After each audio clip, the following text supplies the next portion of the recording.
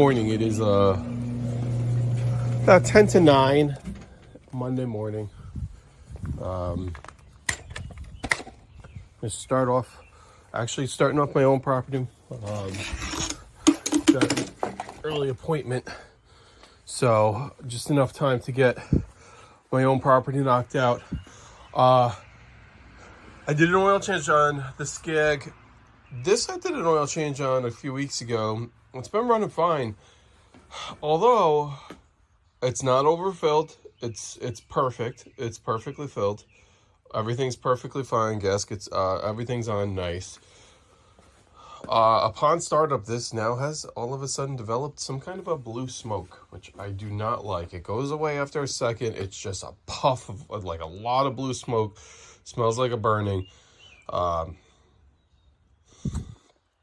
don't know. I don't know exactly what's going on.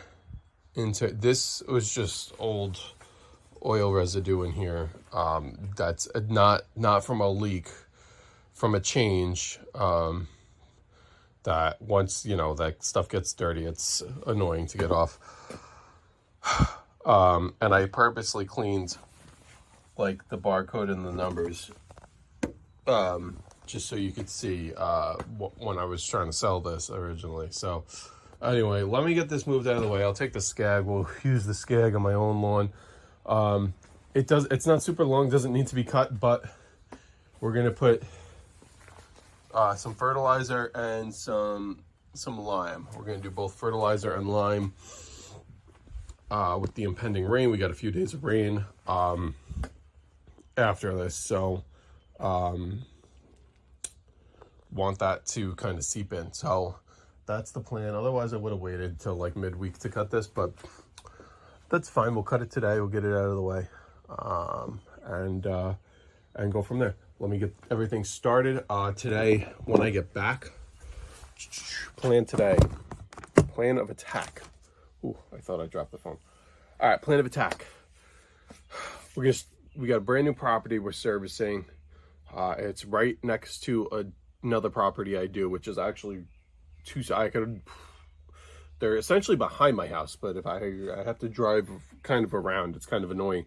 Otherwise, I'd just cruise the mowers over there without a trailer. It would be perfect. She has an intense slope onto a very busy street, so that's what I don't like. But we're going to be using the Toro recycler for that. I'm going to push mode that. I purposely want to do that one midday while traffic on that road is light, rather than either right now it's almost 9 o'clock, it's still, you got the late rush, or like 4 or 5 o'clock, 3, 4, 5 o'clock, where traffic at schools and start let out and starts to get, so I'm going to do that one like around noon. Gonna knock out the one next to it. They're both going to be bi-weeklies. They don't grow too often. But great price on that. And they're right here. Then we got to do a very large acreage site with the Skag, and a couple other properties that are next to each other. One gets mowed with the Toro, one gets mowed with the Skag. The Toro will be used today for both those two properties that I said are really close, but they're gonna be mowed in like 20 minutes. Both of them I could probably knock both of them out in 20 minutes. But minus the slope part. That's the intense part of that new property. But the other property that I have, that's 15 minutes in and out, and that's mowing, trimming, blowing, everything. And that's I can't keep the truck right there. I have to have the truck a little further away, so that includes a walk, which takes a couple minutes. Anyway, that's the plan.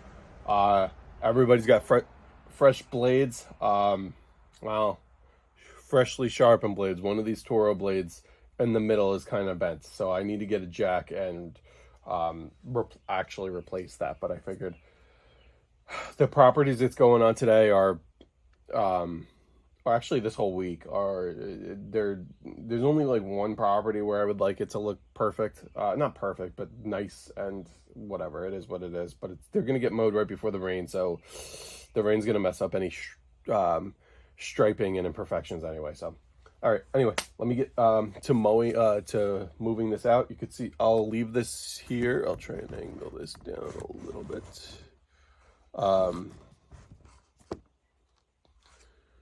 I'm going to do the cold start. You might see the blue puff of smoke, and I'll get the Skag out of here.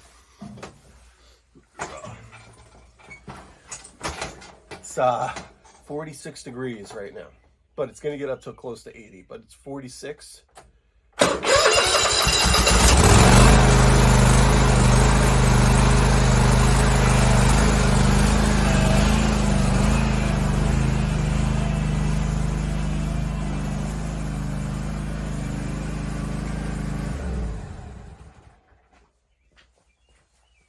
Go figure. All I needed to do was tell people about the blue smoke because it didn't happen.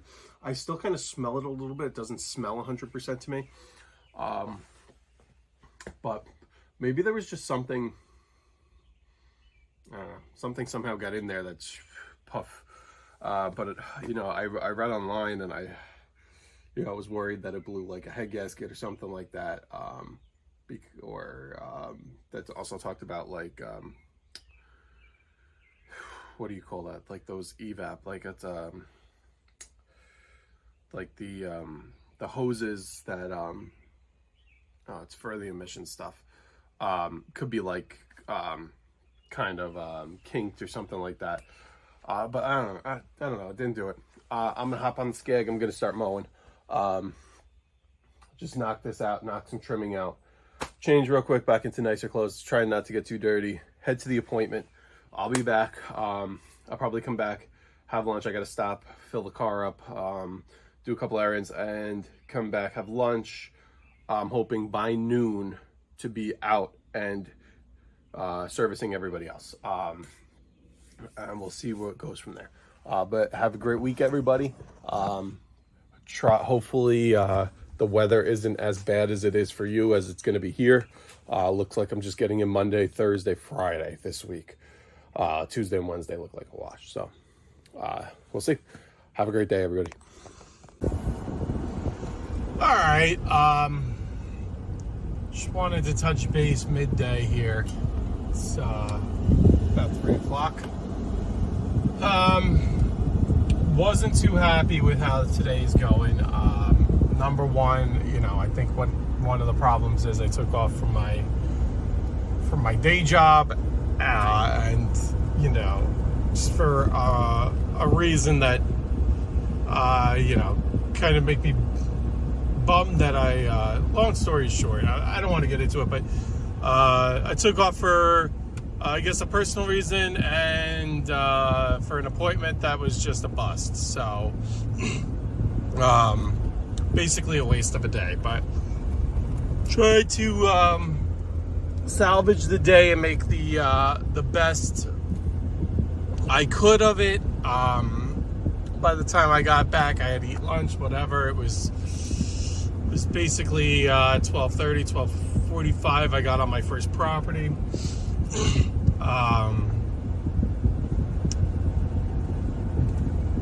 Knocked out a new one that was across the street from an existing person. So I had one property that I always do.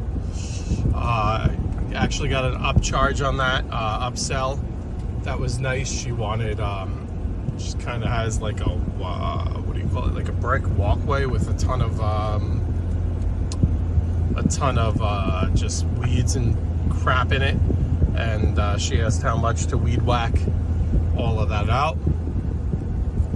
Said an extra $10, so that yard went from 70 to 80 bucks, and that was a 30-second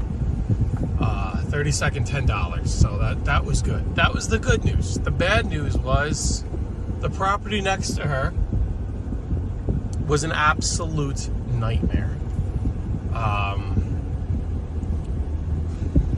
Long story short, it was half my fault, half the customer's fault, which I'll take full responsibility.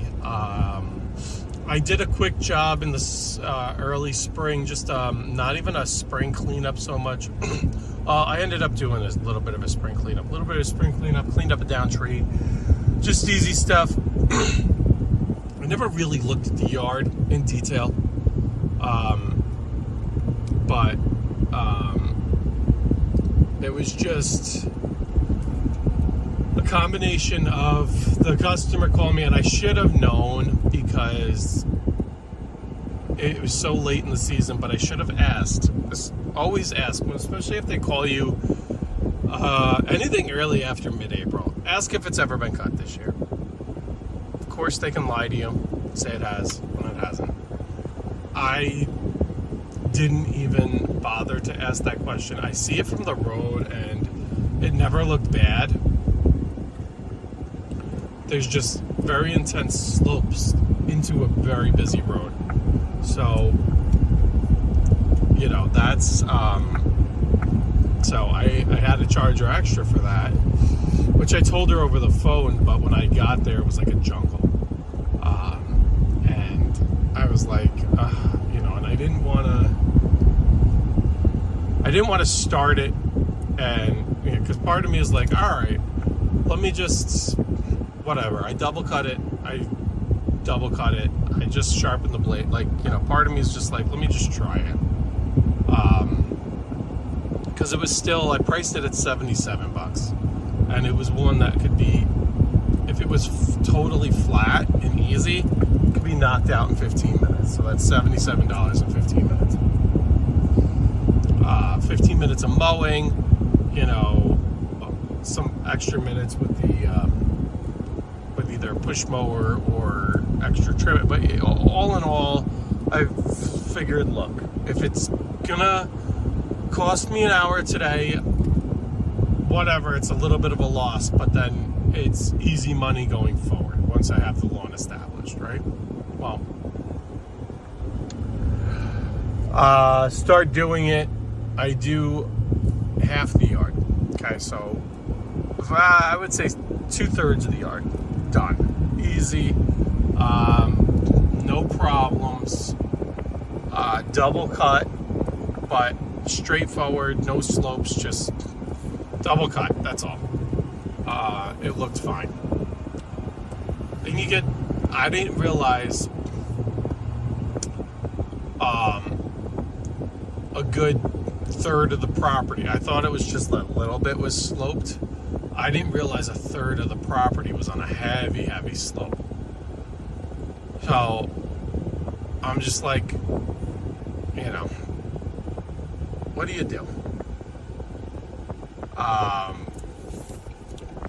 I was gonna just contact the customer and be like, listen, almost say I didn't want to do it. I couldn't do it for that price, that kind of deal. Told her, I was gonna tell her, like, you know, we're either gonna have to add a lot to the price, you know, it's my fault, I'll work with you this time kind of deal, but going forward, you know, whatever. But it's on an insanely busy road, and it was insanely grown, but they're actually repaving the road. So they're repaving the road just down from the house. So they're not repaving where the house is, but they're holding traffic, like hella holding traffic for, I'm telling you, 10 minutes at least. So when I see that there's no traffic, I'm like, let me just get this over with, you know, let me just do it, and whatever, I'll take the loss, but I'd rather it be done. And, you know, you want to maintain your reputation, you want to do a good job. So I was kind of like, F it, there's no cars here, it's actually safe, because the safety's number one.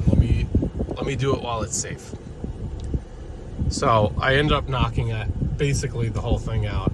It's not up to my standards. I would never really leave a yard like that, but I was kind of going to tell her, like, look, I got it so much better. This is more than I can do for that money. But, you know, it's a combination of, you know, I thought the yard was a lot short. You know, you told me the yard was, I wasn't accusing her, but like one of these, you know, you kind of told me the yard was a lot shorter, and it's my fault for not going over to check, especially when it's around the freaking block from me. You know, that's a hard lesson learned. That's something I should know better. So, you know, that's my fault there, and I gotta eat that because that's my fault. So I told her that. I was like, listen, this is my fault for not coming over. Should check on it, especially when I'm 30 seconds away. So I basically told her, look, I'll eat this cost. And she goes, well, I was going to pay you more. I was like, all right, look. And then she was starting to get particular. I was like, no, it was my fault. And then she was like, well, I'd like it if you could trim this, this, and this. I was like, I was just at this house for like almost 2 hours, like for $77. Like, no. I was like, all right. I was like, look, what were you going to pay me? I was like, you want to do 100 today, which is still a fucking steal. Beyond a steal. But I just wanted, you know, she wanted me to go back and get the trimmer, and I was already going to take the loss. I was like, all right, like, I'm getting an extra 25 bucks, basically. Let's do the even 100 today. I'll trim under your little tree right there. I'm like, I'm not going crazy trimming, though. And then she wanted it done. She is kind of in the woods, which is another reason why I thought it wasn't going to be as grown as it was. And then I told her, I was like, listen,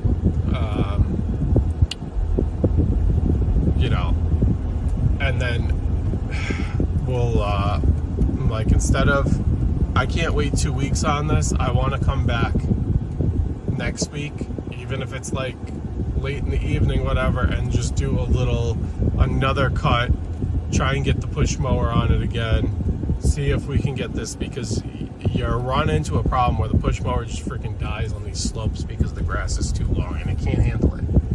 And if you hand trim it,